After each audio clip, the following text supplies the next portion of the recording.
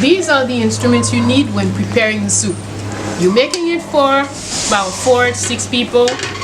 This is the size pot you need. For 20-25, you would use this.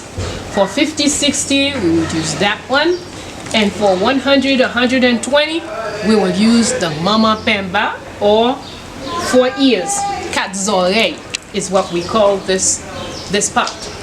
And that's when, if we're doing something, for example, in a place like Chanmas, we need 48 of these cooking soup from 11 p.m. to 6 a.m. and pouring it into barrels.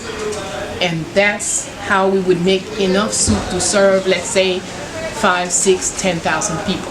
We would use only this dimension to do it. And that's the equipment you need to make soup. And now we're going to go to the next video so you know how.